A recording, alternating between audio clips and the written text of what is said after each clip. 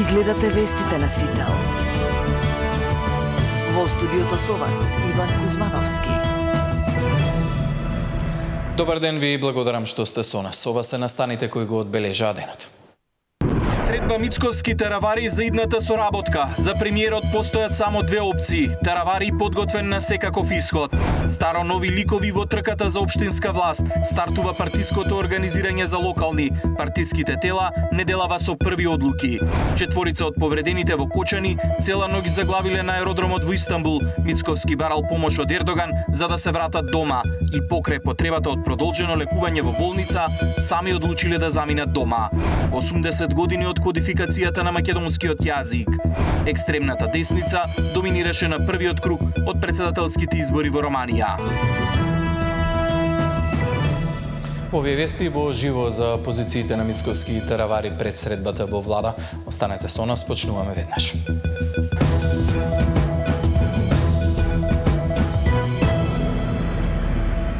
За еден час треба да почне средбата Мицковски и Таравари во владата, по која треба да се донесе одлука за идната соработка во рамки на владината коалиција.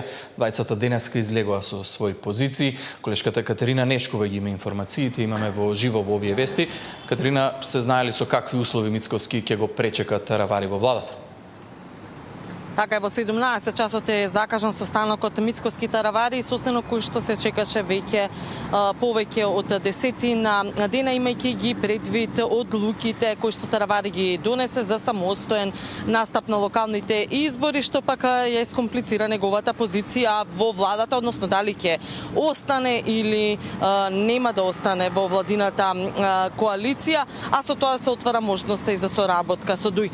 Мицковски уште вчера му порача на Таравари јасно да каже дали има некаква соработка со Дуј или пак договор со Дуј, дури тивка соработка во неколку општини за локалните избори, за негова поддршка. Денеска опциите ги сведе на две, како што рече, или Таравари ќе одлучи да остане во владата и да го фати патот на реформи, или пак ќе одлучи да оди со Дуј, која што изминативе 20 години, како што рече, учествувала во корупција и криминал. Тоа се опциите кои што му ги даде Мицковски на Таравари пред оваа средба. Предлагам да ги чуеме и деталите. Во политиката ние комуницираме долго време. Како човек имам позитивно мислење за господинот Таравари, но во политиката образот е нешто што го имаш или го немаш. Тука нема флуидни варијанти. Или имаш, или немаш. Или држиш до зборот, или не држиш до зборот. Никога во животот не сум молил, нити па имам намера некого да молам. Со или без господина Таравари, владата е стабилна, цврста, со големо мнозинство. Останува на него и на неговите сопартици да одлучат. Ке повторам. Дали ќе одиме заедно по патот на реформи, владење на право, борба за праведно општество, институции кои што ќе функционираат, или ќе се придружат и ќе коалицираат со оние политички сили кои што со години, би рекол неколку децении, ја криминализира и ја уништуваа државата. Изборот е нивен. Да, тоа се двете опции на Мицковски. Какви се позициите на Таравари, Катерина? Таравари, како да е подготвен на секаков исход, тој вели дека нема договор со Дуј се уште за локалните избори или пак за некаква поддршка во одредени општини.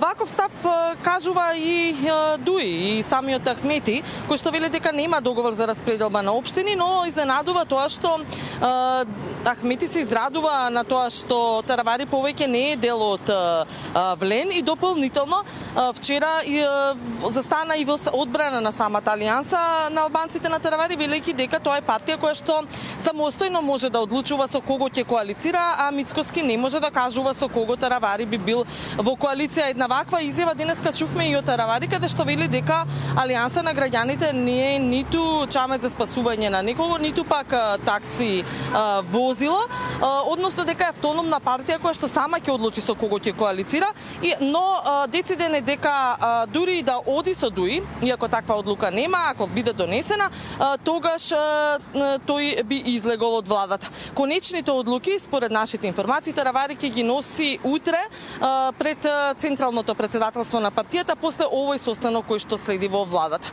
Еве ги ставовите на лидерот на Алијанса. Додјони, уне шов че влени сикур сервилосе да между куш мундоhet të jetë në qeveri. Në qoftë se është kusht ky, neve s'na pengon as pak hiç. Le të vazhdojnë, le të rrim, po duken keq prej përjashta dhe lejmë përshtypje shumë të keqe, për neve nuk ka asnjëfar problemi. Në qoftë se është ky kushti, me kënaqësi do ta pranojmë.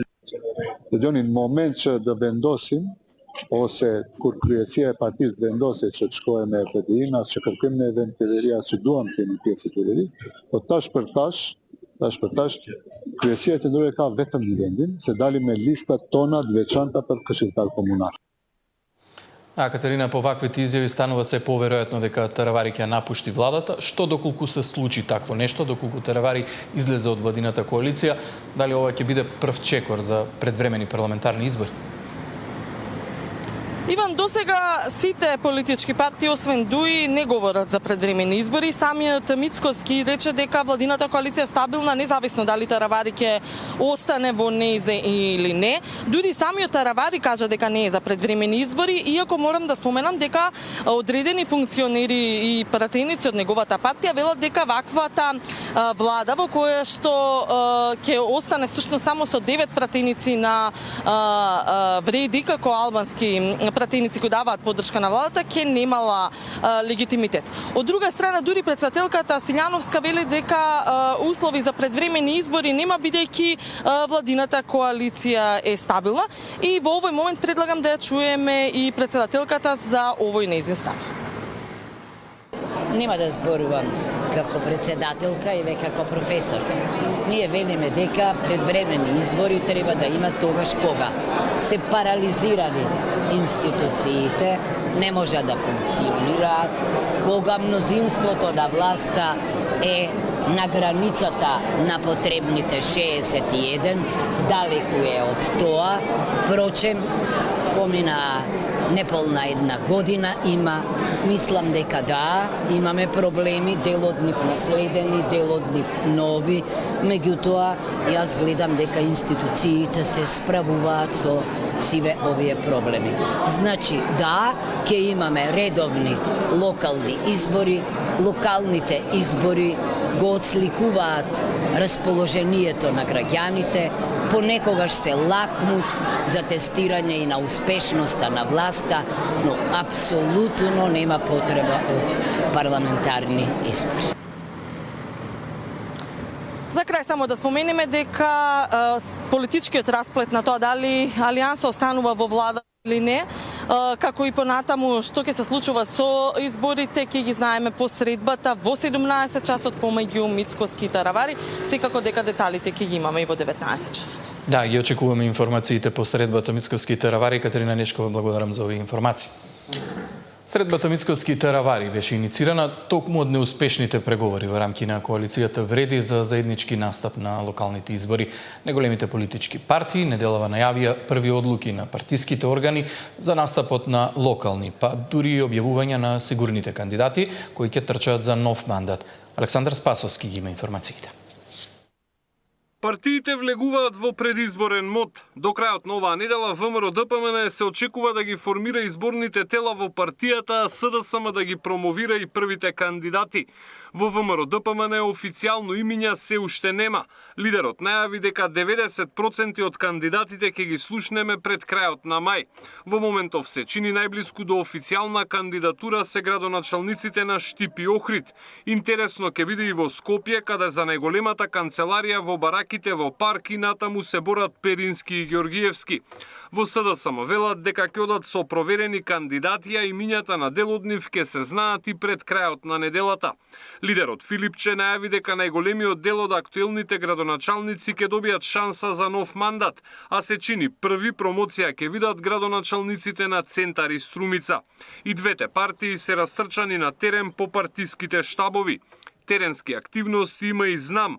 Од таму до крајот на мај најавуваат формирање на градската организација за Скопје, а во средината на јуни се најавува и партискиот конгрес. Формиран е преговарачки тим кој што го предводи генералниот секретар Горан Минчев. Внатре учествуваат, значи, во таа работна група подпредседателите Бендевска и генералот Арсовски. И таа работна група е за преговори со политичките партии за евентуална соработка на локалните избори. Преговорите се во тек, отворени се, како ќе течат, времето ќе покаже. Ние рековме во медиумите дека раководството размислува за самостоен настап на знам на престојните локални избори. Тоа значи дека ние ќе излеземе со самостојни листи за советници, а листите за градоначалници ќе зависат од текот на преговорите. И додека за поголемиот дел од градоначалниците се чека на коалицискиот договор, неофицијално знам го фиксира Куманово за својот лидер Максим Димитриевски. Во албанскиот политички блок работите не се толку јасни. По крајот на соработката со Таравари, коалицијата вреди неофицијално најави дека Касами и Ганиу ќе одат на нови мандати во Тетово и Чаир, додека министерот за социјала Лимани ќе се обиде да го превземе Кичево. Таравари најави самостојни листи, но за градоначалнички кандидатури се уште не кажал ништо. Ништо нема ниту од Дуи, каде лидерот Ахмети веќе брифираше дека размислуваат за бојкот на изборите. Александар Спасовски, Сител телевизија. Да, Ахмети најави протест на улица ако Бектеши биде обвинет во случајот со пожарот во дискотеката Пулс, но дали демократското право е директен притисок врз независноста на судството? По предупредувањето од партиските лидери и председателката Силјановска предупреди на внимателност. Ахмети да не врши притисок врз судската власт, бидејќи единствено е таа надлежна да одлучува кој ќе биде кривично гонет. Ваква порака испрати председателката на државата до лидерот на Дуи, откако Ахмети се закани со протести ако екс-министерот Крешник Бектеши биде обвинет за пожарот во Кочани. Според Силјановска Давкова, Дуи и Ахмети биле 2 децении власт и требало да научат да ја почитуваат работата на институциите. Сите, па и господинот Ахмети и Дуи многу пати се повикувале на независноста на судската власт. Меѓутоа, ваквиот говор всушност значи притисок врз судската власт. Не сакам да давам оценка на квалификацијата, веројатно е момент на слабост или не сакам да речам момент на искреност, но верувам дека 30 години потоа, а особено и Дуи 20 години потоа во власта, ние треба да го почитуваме начелото на поделба на власта и партиите треба да се држат настрана. Според Давкова, за сега немало потреба од свикување на Советот за безбедност по трагедијата во Кочани, бидејќи како што вели, полицијата и обвинителството работеле на решавање на безбедносните проблеми. Ги повика политичарите да се воздржат од создавање политичка криза и дестабилизација. Мислам дека треба ние во овој момент да создаваме една атмосфера на мир. Ова особено го мислам за јавното обвинителство. Често пати го слушаме прашањето, до вчера баравте смена на првиот човек на јавното обвинителство, ама сега не. Мислам дека е тоа политички одговорно. Замислете ако вие после трагедија, што цел живот ќе ја носиме, трагедија за која ни треба толеранција и единство за да се справиме, сега продолжите со барањето за оставка на јавниот обвинител. Тогаш само ќе се комплицираат работите. За пожарот во дискотеката Пулс под истрага се неколкумина поранешни министри за економија, градоначалници на Кочани, директори на дирекцијата за заштита и спасување и пазарниот инспекторат. Зоран Јаневски, Сител телевизија.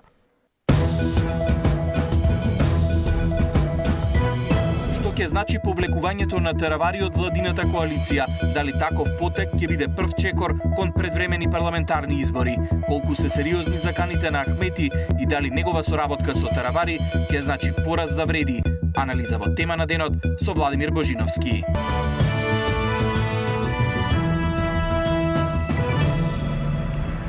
Четворица од повредените во дискотеката Пулс во Кочани, кои во петокот вечерта од Анкара пристигнале на аеродромот во Истанбул, останале заглавени. Од Министерството за надворешни работи велат дека се работело за технички проблем, поради кој морале да го чекаат утринскиот лет. Премиерот Мицковски вели дека помош за ова побарал директно од председателот на Турција Ердоган. По пристигнувањето во болницата 8 септември во Скопје, иако било препорачано продолжено лекување, повредените потпишале изјави и самоиницијативно заминале од болницата. Во моментов, уште 18 пациенти се на лекување во странство. Наместо да се вратат истиот ден во Македонија, четворица повредени од пожарот во дискотеката во Кочани, кои беа на лекување во Анкара, со нивните придружници цела вечер останале на аеродромот во Истанбул. Од Министерството за надворешни работи го потврдуваат случајот и информираат дека имало технички проблеми, без да прецизираат за што точно се работело. Ви информираме дека поради технички причини враќањето наместо со првично планираниот лет во петок навечер се реализираше со првиот следен редовен лет во сабота наутро, велат од МНР. За да се надмине оваа ситуација, премиерот Мицковски лично разговарал со турскиот председател Ердоган.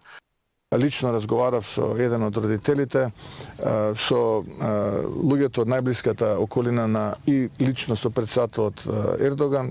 Се среди целата работа, се речињата дојдоа тука, организиравме транспорт од аеродром директно во болницата 8 септември, беа прифатени на нивна одговорност, не остана на еднодневно мониторинг на лекување, излегоа таму, така ќе биде и во периодот кој што следи.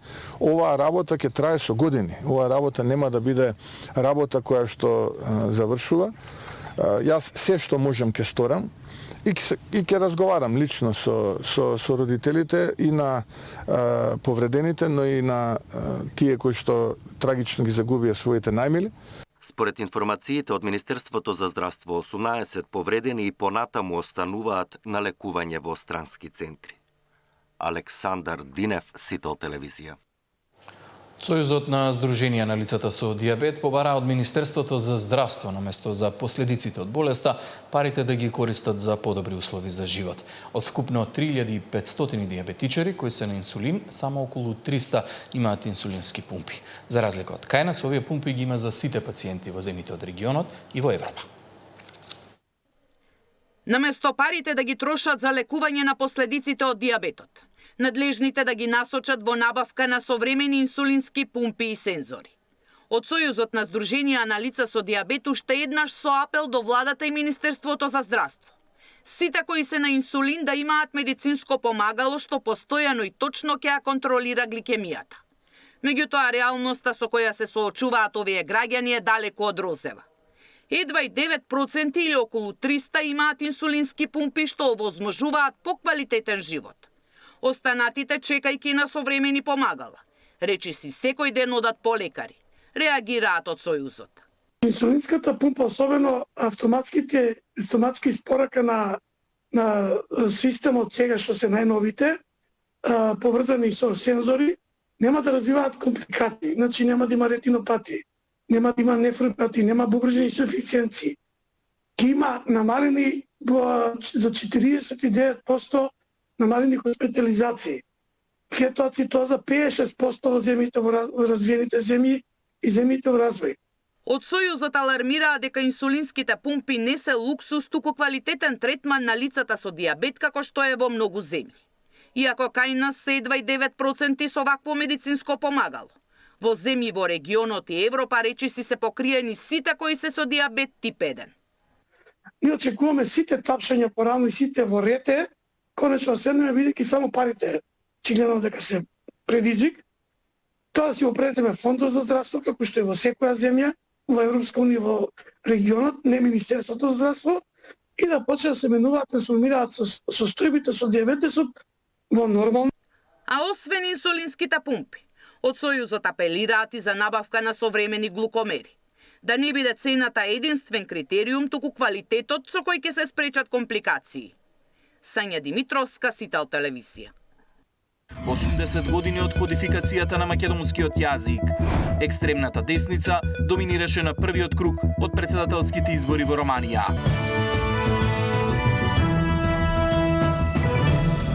На денешен ден, во 1945 година, владата на Федеративна Македонија ја усвоила азбуката на македонскиот јазик како официјално писмо. Во 2019-та владата го прогласи за Ден на македонскиот јазик. 80 години подоцна, предизвиците со кои се соочува јазикот според државното раководство се поопасни внатре отколку надвор од државата. Обиди за бришење на македонскиот јазик во различни форми. Силни пораки од државниот врв за обидите за загрозување на македонскиот јазик втор ден поред. Изминатива 30 години имаше обиди за бришење на македонскиот јазик, кои што варира од негово грубо негирање преку еуфемистично преименување, па се до тавтолошко до објаснување во фусноти во официјалните документи на некои меѓународни организации. Председателката на 80 годишнината од кодификацијата на македонскиот стандарден јазик алармираше дека поопасни од надворешните се внатрешните негирања. Првенствено намалување на значењето на службената употреба на македонскиот јазик во државата. Мора да се инсистира на примарноста на македонскиот јазик во службената и во државната комуникација на сите нивоа, од локалната самоуправа до владата и собранието и останатите институции, како и во образованието. Македонскиот јазик е загрозен и внатре во самата држава, каде не е подеднакво почитуван на целата нејзина територија. Уставниот суд во чиј капацитет веруваме е на потек да воспостави правилна употреба на македонскиот јазик како официјален јазик за меѓусебно разбирање на сите граѓани на целата територија на државата, согласно општо прифатените меѓународни прописи во светот и Европската Унија, каде што ние целиме. Академската фела ги истакнува англизмите како најголем предизвик за употребата на македонскиот стандарден јазик. Тешко можеме да се справиме за тоа што тие влегуваат на дневно ниво во огромен број, дури зборувавме дека не можеме ниту да ги попишеме, да видиме со колкав број на англизми станува збор и тука и не завршува работата, туку англискиот почнува да влијае за жал и врз структурата на јазикот, тоа е многу поопасно отколку овие површинскиве лексеми. Македонскиот јазик е единствен јазик од словенскиот свет што нема свој корпус. Нема етимолошки речник и затоа сега интензивно се работи и очекуваме до крајот на оваа година првиот том да излезе. Меѓутоа истовремено немаме и корпус на македонскиот јазик. На свечената академија одбележување на 80 годишнината од кодификацијата на македонскиот стандарден јазик која се одржа во Ману. Присутни беа министри, научници, представници на дипломатскиот кор, професори. Габриела Лескова, Сител телевизија. Ребаланс на буџетот КИМА пред да се распишат локалните избори, од владата се задоволни од економските резултати, а очекуваат новите инвестиции да помогнат за надминување на проекциите. Прво ребаланс на буџетот па распишување на избори. Владата најави прераспределба на парите крајот на јуни, почетокот на јули, поради општинските проекти кои треба да се реализираат со унгарскиот кредит. Станува збор за 245 милиони евра наменети за капитални инвестиции, за кои аплицирале сите 80 општини. За да можат да ги користат овие пари, ќе треба да се направи пренамена до јули и веднаш потоа ќе се распишат локалните избори. Логично е да има прераспределба во месецот кој што следи, поради импликацијата врз буџетските средства како резултат на проектите кои што ги поднесоа општините за финансирање од овој втор повик. Сепак се 15 милиарди денари. Зборувам основни буџетски средства, на тоа имаме и кофинансирање кое што вкупно вели 16 милиарди денари. Логично е за да се помине на ваква прераспределба, за да може потоа општините направат ребаланс во своите буџети, за да може потоа да распишат тендер, за да може да изберат изведувачи и да може да тргне реализацијата. Премиерот е задоволен од постигнатите бројки во првиот квартал годинава. Индустриското производство расте, инфлацијата стивнува. Се чека влез на нови странски инвестиции, кои ќе го подигнат растот и ќе ги надминат проекциите за БДП кои ги даваат меѓународните институции. Мицкоски денеска најави влез на 3 нови инвестиции, од кои 2 се во Штип, една во Скопје, како и проширување на постоечка компанија лоцирана во Штип. Најавивме нова инвестиција која што ќе се случи за 10 до 12 дена од денеска, неколку десетици милиони евра и повеќе од 200 вработени. Целосно ќе биде производството наменето за извоз на бела техника.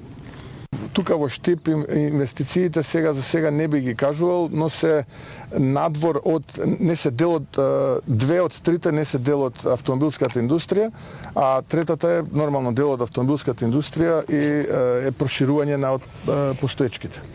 Премиерот вети дека почетокот на јули ќе се реализира и најавената инвестиција од половина милиарда евра од инвестицискиот фонд Алказар Енерджи. Ќе градат ветерен парк помеѓу Карбенци, Штип и Радовиш, а произведената електрична енергија ќе задоволува една четвртина од потребите за домаќинствата. Наташа Мерсовска, Сител телевизија. Нов раст на цените во маркетите, неколку дена по завршување на владините мерки, трговците почнаа со промени. Економистите велат дека е јасно и ефектите од вакви мерки се краткотрајни, за трговците пак виновни биле производителите и добавувачите. Надлежните веќе најавија засилени контроли. Почна поскапувањето во дел од маркетите. Купувачите ги дочекаа нови цени на рафтовите. Неголема разлика има кај хигиенските производи. Влажните марамчиња што до вчера се продаваа за 60, сега се 100 денари.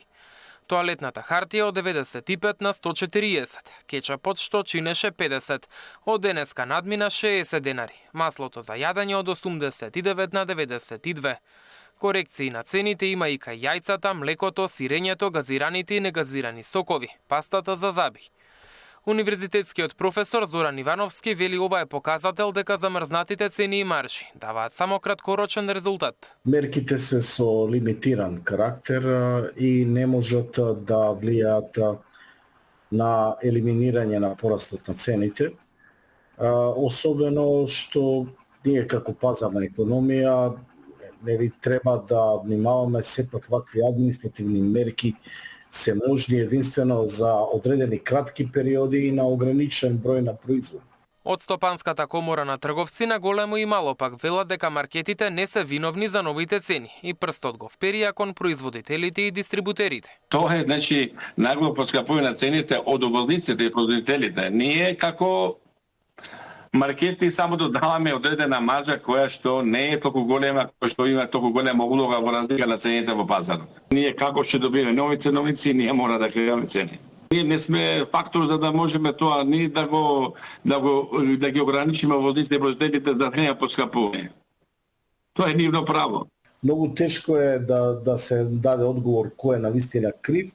Јасно е дека и производителите ги имаат истите очекувања, инфлаторни очекувања и од тука фактички антиципираат инфлацијата и ги додаваат процентите на своите производи. Тешко е рационално да се утврди големината на маржата која би ги задоволила и трговците и секако производителите во однос на цените. Затоа што постои класична нееднаквост помеѓу трговските оператори, зависи каде работат, кај се позиционирани, со својот бизнис и така натаму. Владините мерки за замрзнување на цените и ограничување на маржите на над 1000 производи заврши пред само 5 дена. Надлежните од владата и Министерството за економија рекоа дека ќе следат засилени инспекции и ќе спречат нагло поскапување. Колку заштедиле граѓаните додека мерките беа во сила, ќе се знае деновиве. Мартин Арсов, Сител телевизија.